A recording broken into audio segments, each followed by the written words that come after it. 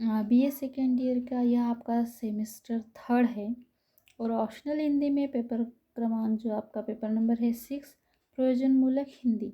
अब आज हम देखेंगे कि प्रयोजनमूलक भाषा, तात्पर्य एवं स्वरूप किस प्रकार है। उसमें हम प्रयोजनमूलक भाषा से तात्पर्य और प्रयोजनमूलक भाषा का स्वरूप पढ़ने वाले हैं। उससे पहले हम देखेंगे कि प्रयोजनमूलक भाषा आखिर है क्या। आज हम देखते हैं कि भाषा मानव जीवन की अनिवार्य सामाजिक वस्तु है। अगर भाषा ही नहीं होती तो किसी भी विचारों का आदान प्रदान हम नहीं कर सकते थे। किसी भाषा का उद्भव, विकास और अंतर मानवीय समाज के भाषाई प्रयोजनों की ही परिणति होती है। हम देखते हैं कि मानव के सामाजिक जीवन के विभिन्न प्रयोजनों को संप्रेषित करने के लिए भाषा का उदय या विकास हुआ होगा। मानव की उसी के साथ साथ उसके दो प्रमुख रूप हैं। एक सौंदर्यपरक आयाम है और दूसरा है प्रयोजनपरक आयाम। अगर हम सौंदर्यपरक आयाम को देखते हैं तो उसमें आ जाता है कि कविता है, कहानी है, उपन्यास है, नाटक है या फिर साहित्यिक विधा है। और भाषा के प्रयोजनपरक आयाम का अगर हम संबंध देखते हैं तो हमारी सामाजिक आवश्यकताओं को और जीवन की उस व्यवस्था से होता है जो व्यक्तिपरक होकर भी समाज सापेक्ष होता है। या फिर कह सकते हैं कि भाषा के इस प्रकार्यात्मक आयाम का प्रयोग किसी प्रयोजन विशेष अथवा क्षेत्र कार्य के संबंध में होना आवश्यक है।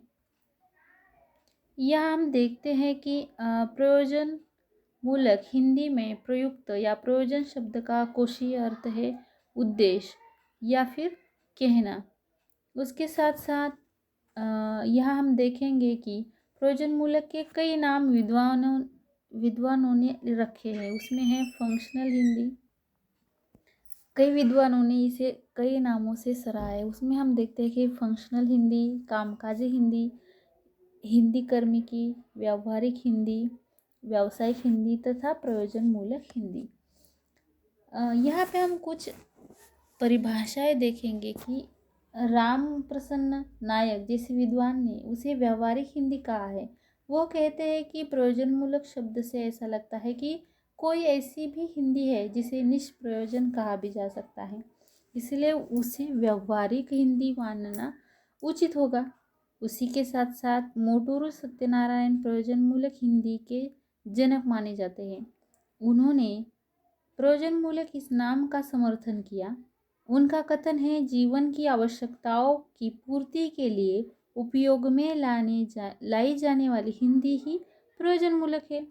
आप यह जानते हैं कि व्यावहारिक हिंदी में हिंदी के व्यावहारिक व्याकरण को पर्याप्त स्थान मिला, लेकिन फंक्शनल हिंदी में केवल व्यावहारिक व्याकरण ही नहीं है, अपितु 21वीं सदी के उदारवादी एवं बहुराष्ट्रीय परिवार के कामकाज में आने वाली भारतीय भाषा का स्वरूप भी है।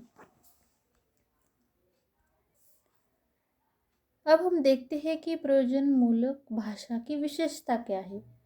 वैसे देखा जाए तो प्रयोजन मूलक हिंदी सामाजिक जीवन के विविध क्षेत्रों में सुचारू व्यवहार के लिए प्रयुक्त भाषा रूप मानी गई है।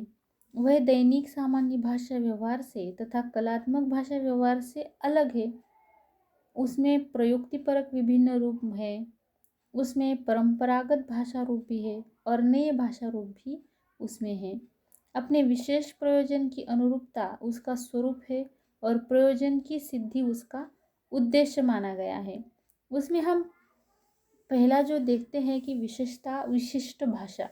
अब देखिए कि प्रयोग के आधार पर भाषा के प्रमुखतः दो रूप होते हैं। पहला, जिसका प्रयोग सामान्य जनजीवन के दैनिक कार्यों के संदर्भ में होता है और जिसका अभ्यास या ज्ञान कोई व्यक्ति सामान्य जीवन के परिवेश से ही प्राप्त करता है, किन्हीं विशेष द्वारा प्राप्त। और दूसरा रूप है जिसका प्रयोग सामान्य जीवन के संदर्भों से भिन्न किन्हीं विशेष द्वारा प्राप्त किया जाता है। इसी दूसरे रूप को हम प्रयोजन मूलक भाषा कह सकते हैं। यह भाषा का तथ्यपरक अर्जित परिवेश होता है। जैसे हम कह सकते हैं कि विशिष्ट परियोजनों में विशिष्ट वर्ग द्वारा विशिष्ट लक्ष्य की प्राप्ति के लिए उपयोग की जाने वाली भाषा विशिष्ट मानी गई है, जैसे विषय का प्रतिपादन और निर्धारण होता है। इस विशिष्ट भाषा में अपने अपने विषय की शब्दावली और संरचना होती है। उसके बाद हम देखते हैं कि औपचारिकता, यह विशेषता प्रयोजनमूलक की किस प्रकार से है।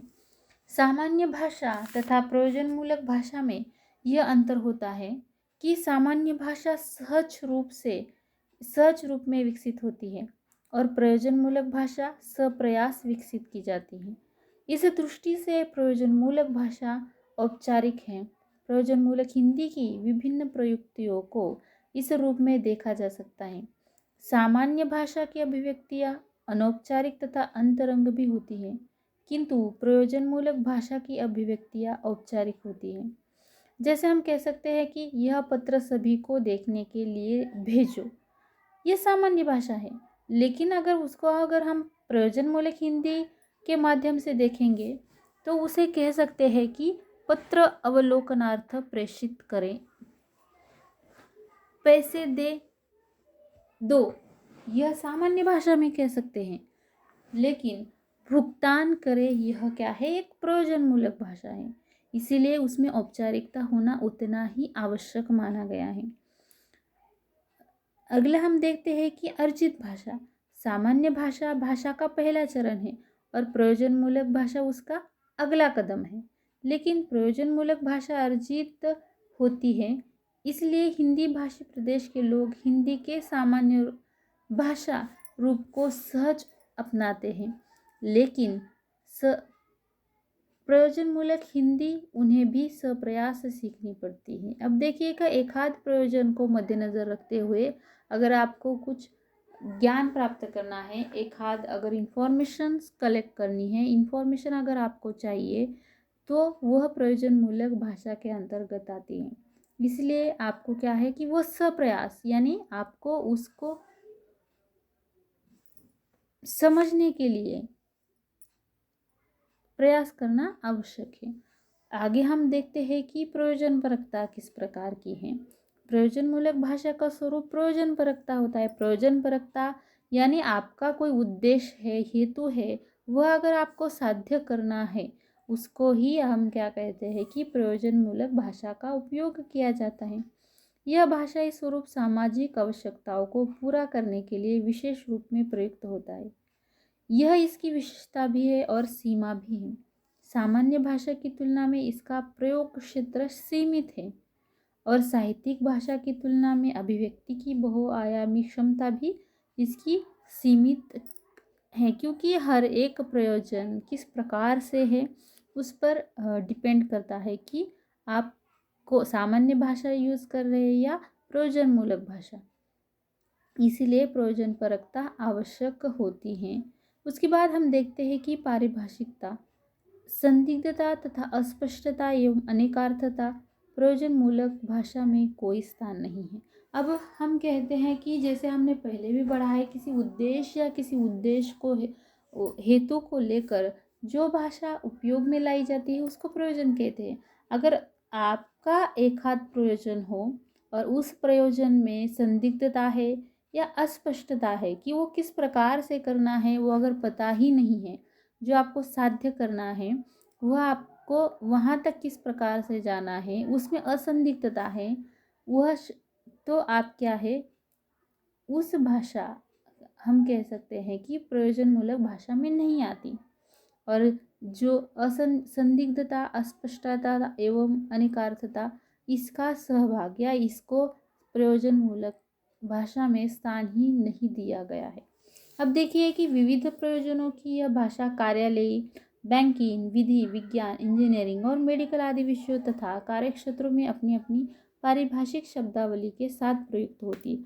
अगर मेडिकल का अगर हम यहाँ देखते हैं, उदाहरण लेते हुए देखते हैं कि एक हाथ एक्सपेरिमेंट किया है, लेकिन जैसे आज की 21वीं सदी में आज देखते हैं कि कोरोना वायरस पर जो वैक्सीन चल रहा है उसमें पर्टिकुलरली कोई भी 100% नहीं दे रहा है, उसमें संदिग्धता है कि ये 100% काम करेगा या नहीं, इसमें दो रहा है। अब कहा है कि वो अगर पूरी तरह से हम हम कह सकते हैं कि 100% श्योरिटी देते हैं, तो जो उसका प्रयोजन है वह क्या है कि यहाँ सफल हो सकता है। लेकिन उसमें अगर असंदिग्धता रही है तो वो प्रयोग या जो भी आपने कुछ एक्सपेरिमेंट किया हो वो पूरा नहीं हो सकता। उसी के साथ साथ हम कहते हैं कि बैंकिंग क्षेत्र है, विधि क्षेत्र है, इन कार्य क्षेत्रों में अपनी अपनी पारिभाषिक शब्दावली के साथ प्रयुक्त होती है। अन्य आगे हम देखते हैं कि प्रयुक्त परकता। अब देखिए कि भिन्न कार्य क्षेत्रों के लिए जिन भाषा रूपों का प्रयोग किया जाता है उसे क्या कहते हैं, प्रयुक्ति यानी रजिस्टर कहा जाता है। जैसे कि डॉक्टर कृष्ण कुमार गोस्वामी यहाँ पे कहते हैं कि वस्तुतः भाषा अपने आप में समरूपी होती है, परंतु प्रयोग में आने पर वह विषम रूपी बन जाती है। इस तरह प्रयोजनमूलक हिंदी प्रयोजन परक विभिन्न भाषा रूपों की समन्वयी संज्ञा है। आज हमने प्रयोजनमूलक भाषा की विशेषताओं को पढ़ा है। नेक्स्ट इसमें हम देखेंगे कि प्रयोजनमूलक हिंदी के विभिन्न रूप। धन्यवाद।